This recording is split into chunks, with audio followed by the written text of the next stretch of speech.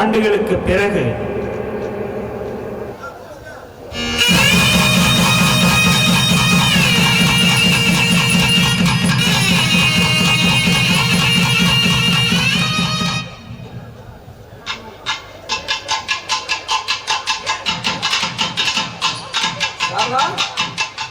என்னமா பண்றவல்ல? என்னங்க பொண்ணு மாப்பிள்ள வர சத்தம் கேக்குது. அங்க ஆரத்தெல்லாம் எடுத்துட்டு வாங்க. எல்லாம் ரெடியா தாங்க இருக்கு.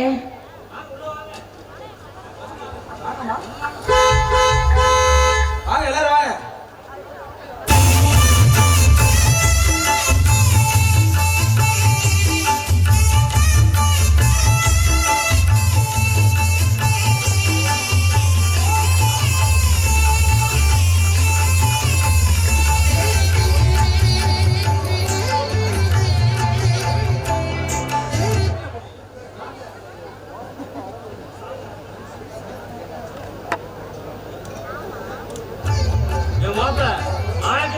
பெரிய நோட்டா போடியா?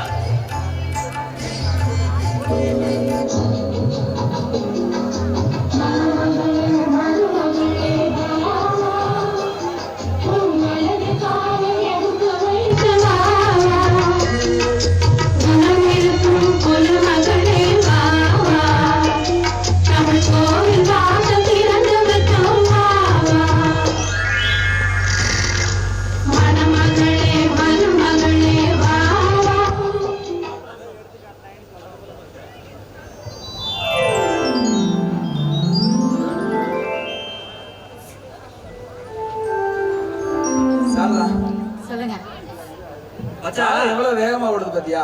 ஆமாங்க, 20 வருஷம் ஆகி போச்சு. நம்ம பிள்ளைங்களும் பெருசாயிட்டாங்க. மூத்தவன் தமிழரசனுக்கும் என் தங்கச்சி இன்னைக்கு உயிரோட இல்லைனாலும் அவளோட ஆசைப்படி என் தங்கச்சி மகளவே கட்டி வச்சாச்சு. எனக்கு எவ்வளவு சந்தோஷமா இருக்கு தெரியுமா? உண்மைதான் மச்சான். இந்த காலத்துல நீ 2 பசங்களை வளர்த்தி ஆளாக்கி படிக்க வச்சு வேலைக்கு அனுப்புறது பெரிய விஷயம் இல்ல மச்சான். உங்க தங்கச்சி இப்போ உயிரோட இல்லைனாலும் உங்க தங்கச்சி பிள்ளைய உங்க மாளிகை கட்டி வச்சுக்குவாரு. இது உண்மையிலேயே பாராட்ட வேண்டிய விஷயம் வச்சேன். சரி, ஏனுக்கா அடுத்து என்ன சாங்கியா இருக்குது? அடுத்தது என்ன? பால் பழம் கொடுக்க இருக்கா? அத கொடுங்க முதல்ல. எடுத்துட்டு வாங்க. அதெல்லாம் ரெடியா தாங்க இருக்கு. எடுத்துட்டு வாங்க. கொண்டு வா.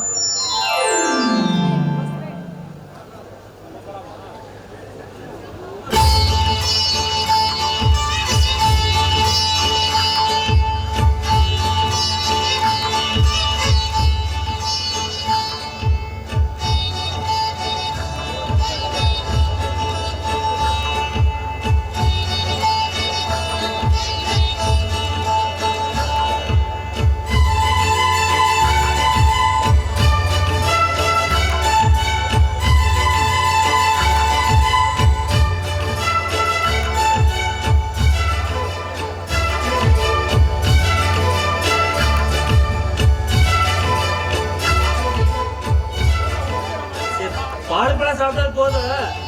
அந்த அண்டை வச்சுட்டீங்கன்னா பிள்ளைய மோதத்து போட்டு எடுத்து சொல்லிடலாம்.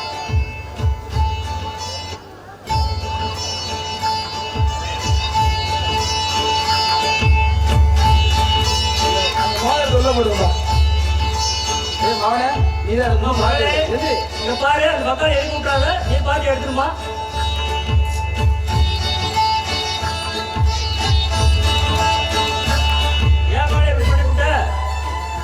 போடுப்பா, என் பிள்ளைய எடுப்பா பாக்கலாம். ஏ விட்டுறாதா மவனே.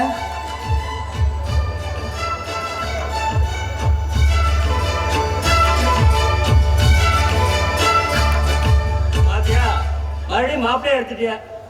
என்ன பண்றது? இந்த கூட்டத்துல பிள்ளைய கொடுத்துட்டா ஆனாலும் பண்ணுவானுங்க. நம்ம இறங்கிதான் போய் ஆகணும். என்னக்கா நான் சொல்ல சரிதானே? என் தம்பி சொன்னா சரியாதான் இருக்கும். சரிங்க சித்தப்பா, என் கையை பிடிச்சிட்டு விடவே மாட்டேன்டாரு.